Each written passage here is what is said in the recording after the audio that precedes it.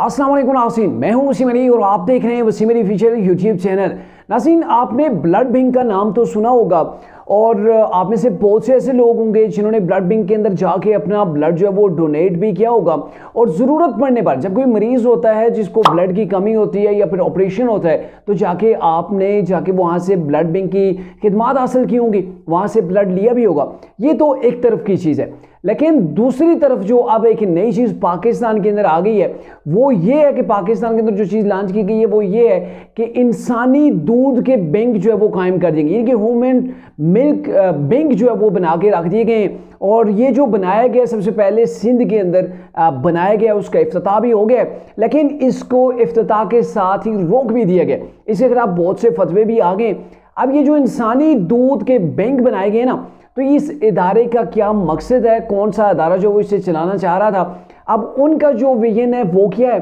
और दूसरी जानब कि ये इस्लाम के खिलाफ साजिश कैसे है, कैसे हमारे मुआशरे को एक तबाही की तरफ स्टेप जो उठाया गया कि तबाही की तरफ जो है वो इसको धकेल दिया जाए, इसे क्या फैक्ट्स हैं, इसे क्या नुकसानात हैं और क्या कुछ फ़वाइद हैं, आज के व्लॉग के अंदर आपके साथ हम डिस्कस करेंगे। आगे बढ़ने से पहले आपसे एक ही रिक्वेस्ट होगी कि अगर आपने अभी तक हमारे चैनल को सब्सक्राइब नहीं किया तो काइंडली अभी हमारे चैनल को सब्सक्राइब कर लें और बेल आइकन को प्रेस करना मत भूलिएगा। तो नाज़रीन, ये बड़ी अजीब सी चीज़ है जो हमें सुनने को मिली है पाकिस्तान के अंदर। दुनिया के अंदर तो ये मामला चल रहे हैं, लेकिन पाकिस्तान जैसे इस्लामी मुआशरे के अंदर कि इंसानी दूध को जो है वो अब स्टोर किया जाएगा, उसके बाकायदा जो है वो स्टोर करने के बैंक होंगे और वहाँ से आगे जो है वो दूध की सप्लाई की जाएगी। तो ये एक बड़ी अजीब सी चीज़ है जो रिसेंटली हमें सुनने को मिली और लगभग 14 से 15 जून को इसका बाकायदा सिंध के अंदर इफ्तिताह किया गया। आपको मैं डिटेल थोड़ी सी बताता हूँ कि इस इदारे को चला कौन रहा था। तो basically Sindh institute of child health and neonatology जो इनका एक इदारा है, उसने इन चाइल्ड हेल्थ एड जो सेंटर है उन्होंने इसको मिलकर चलाया यूनिसेफ की तामन से, जो कि एक गोरों की, आप जिसे कहते हैं देसी में अगर कहा जाए ना तो गोरों की एक तंजीम है यूनिसेफ, जो पाकिस्तान के अंदर बहुत से प्रोजेक्ट्स जो वो कर रही है बच्चों की तालीम वगैरह के हवाले से। उनकी तामन के साथ इन्होंने इस बैंक का जो है वो इफ्तिताह किया है और इसको सिंध की वज़ीर सेहत हैं, उन्होंने जो है वो वहाँ पे जो अब इसका इफ्तिताह हुआ तो वहाँ पे वो मौजूद थी, वहाँ पे वो गई थी इसका इफ्तिताह करने। अब बेसिकली ये जो इदारा है ना, ये जो बच्चों की हेल्थ के ऊपर जो है वो काम कर रहा है, तो उनके मुताबिक ये ब्लड बैंक बनाने के ये जो मिल्क बैंक है ये बनाने का मकसद ये था कि नौमौलूद बच्चे होते हैं, कुछ बच्चे ऐसे होते हैं जो कि अर्ली जो है वो जिनकी जो है वो बर्थ हो जाती है, यानी कि वो वक्त से पहले पैदा हो जाते हैं, कमज़ोर होते हैं, माँ का दूध उनको नुकसान दे रहा होता है। तो बहुत सी वजूहत के ऊपर वो कमज़ोर बच्चों के लिए जिनको अलग से निगहदाश्त की वार्ड के अंदर रखा जाता है, तो उनके लिए हमने ये बैंक जो है वो कायम किए ताकि नौमौलूद बच्चों को ये जो है वो दूध दिया जाए, उनको डबे का ये दूसरे दूध से बचाया जाए। उनका एक विजन तो ये है, जबकि इसके जो नुकसानात हैं उनकी जो लिस्ट है वो इंतहाई तवील है। और सबसे बड़ी बात मैं आपको बताऊं कि पाकिस्तान जैसे इस्लामी मुआशरे वाले मुल्क के अंदर ये एक तबाही की पहली सीढ़ी आप इसको कह सकते हैं जिसको पाकिस्तान के अंदर बाकायदा लॉन्च किया गया, लेकिन लोगों ने जब सोशल मीडिया के ऊपर विला मचाया तो उसके बाद इसको उन्हें रोकना पड़ गया। बहुत से फतवे आ गए, वो फतवे भी आगे चल के मैं आपको इस साथ डिस्कस करता हूँ। तो इनकी चंद मैंने पॉइंट जो है वो आपके सामने रखने। पहली तो बात ये है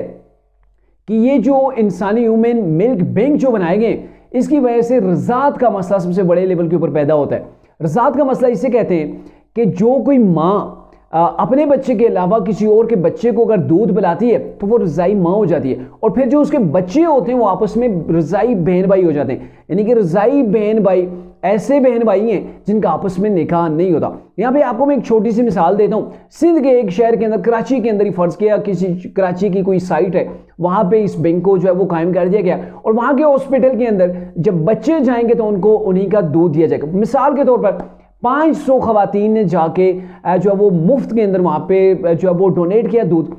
और फिर किया है कि आगे चल के 500, 700, 800 या 1000 बच्चों ने वो दूध पिया, तो किसी को कोई पता नहीं होगा कि किस किस का उसने दूध पिया है, यानी कि जो बहन भाई का कंसेप्ट है वो खत्म हो जाएगा। और दूसरी तरफ अगर आपने किसी का दूध पिया हुआ है, उसकी जो औलाद है बाकी वो सारी आपकी बहन हो जाएगी, बहन भाई होंगे, आपका निकाह नहीं हो पाएगा। लेकिन आपको यहाँ पे कुछ पता ही नहीं चलेगा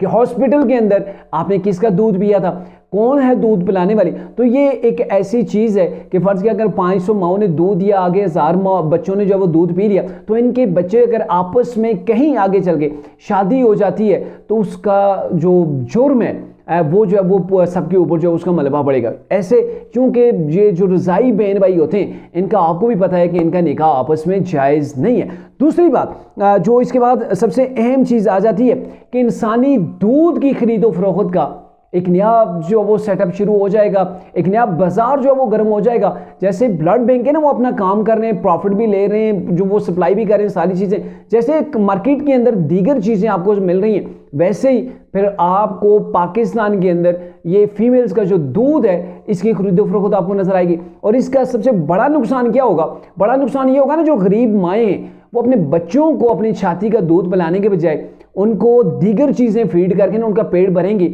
और जाके वो अपना दूध जाके सेल करेंगी ताकि उनको कुछ पैसे जो वो हासिल हो जाएं।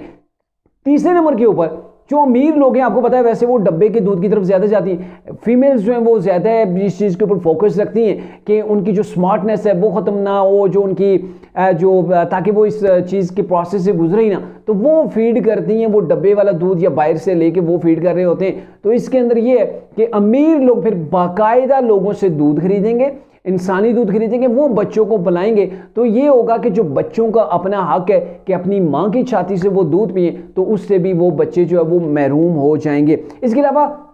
ये ज़ाहिर है दूध प्रोसेस के तहत होगा, इसको मुंजमद किया जाएगा और जब इसको ज़रूरत होगी किसी बच्चे को पिलाना होगा तभी इसको यूटिलाइज किया जाएगा, इसको लिक्विड फॉर्म के अंदर लाया जाएगा। तो इट्स मीन कि इसके अंदर भी ज़ाहिर है जो चीज़ आप स्टोर कर रहे होते हैं वो नेचुरल के तो आसपास के लेवल की भी नहीं होती। तो इट्स मीन कि ये एक तरह से एक नई बीमारियों की वो सिलसिला जो है वो शुरू होने जा रहा है। तो ये जो सारी चीज़ें, इन तमाम चीज़ों की रोकथाम के लिए पाकिस्तान की सोशल मीडिया के ऊपर जो वो इस चीज़ को फैलाया गया, इसके ऊपर तबसरे किए गए, इसको तनकीद का निशाना बनाया गया। और इसी तनकीद और साथ में बहुत से उलमाए किराम हैं जिन्होंने इसके ऊपर फतवे जारी किए, और सबसे अहम जो फतवा है जिसको पूरा पाकिस्तान आलमोस्ट जो वो तस्लीम करता है वो तकी उस्मानी साहब हैं। उन्होंने फतवा जो वो जारी किया कि मौजूदा जो हालात हैं इनके अंदर ये इंसानी दूध ये बिल्कुल जो है नाजायज़ और आराम है। उन्होंने इसको नाजायज़ और आराम करार दे दिया। और उसके बाद फिर यही जो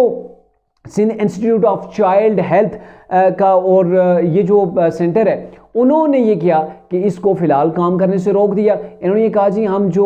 इसके ऊपर अब फतवे तो ऑलरेडी आ गए, तो इन्होंने कहा जी जो इनके तर्जुमान है जिसको शॉर्ट के अंदर अगर आप इस इदारे का नाम देखें SICHN, इन्होंने ये कह दिया कि इंसानी दूध का जो मसला है दारुल उलूम कराची के जो हेड हैं उनके साथ भी इसको डिस्कस किया जाएगा और साथ इस्लामी नज़रियाती कौंसल के अंदर भी इसको लेके हम जाएंगे, वहाँ पे डिस्कस करेंगे, वहाँ पे जाएंगे, ज़ाहिर है वो चीज़ें दिखाएंगे कि हमने हमारा मकसद ये है, ये चीज़ें हमने करनी है। और फिर ज़ाहिर है वो भी इस चीज़ को देखेंगे, इस्लामी नज़रियाती कौंसल भी देखेगी कि इस दूध से कितनी बीमारियाँ और कितने नए शरई मसाइल जो वो जन्म ले रहे हैं, और फिर उसके बाद इसके ऊपर फैसला किया जाएगा। मेरे ख्याल में सोशल मीडिया ने बर वक्त स्टेप उठाया, वगरना इन इदारों ने और यूनिसेफ वगैरह सब ने मिल के पाकिस्तान के अंदर इस तबाही को, माशरती तबाही में इसको कहूँगा, उसको लॉन्च कर दिया था। लेकिन सोशल मीडिया के प्रेशर की वजह से वो बैकफुट चले गए और अभी इस इदारे को काम करने से रोक दिया गया। और मेरे ख्याल में पाकिस्तान की आवाम को इन चीज़ों को जो वो फैलाना चाहिए, इसके ऊपर डिस्कस करनी चाहिए कि क्यों पाकिस्तान के अंदर बार बार ऐसी चीज़ों को जो है वो लॉन्च किया जा रहा होता है जो कि गैर शरई हैं, जिनका शरीयत के अंदर जो है वो सख्त जुर्म जो करार पाती हैं। तो उन चीज़ों को आप जो है वो इस्तेमाल कर रहे हैं, उनको आप सरकारी लेवल के ऊपर प्रोटोकॉल के तहत जो है वो उनको आप जो है वो लोगों के ऊपर लॉन्च करना चाह रहे हैं। तो इन चीज़ों के हवाले से अवेयरनेस जो है वो लोगों के अंदर होना चाहिए। अब यह है कि अगर एक इफ्तिताह हो गया तो आने वाले दिनों के अंदर आप देखेंगे अगर इसको जायज़ करार दे दिया गया तो पूरे पाकिस्तान के अंदर जैसे ब्लड बैंक आपको हर हॉस्पिटल के इर्द गिर्द आपको नजर आएंगे, वैसे ही हर हॉस्पिटल के करीब करीब आपको यही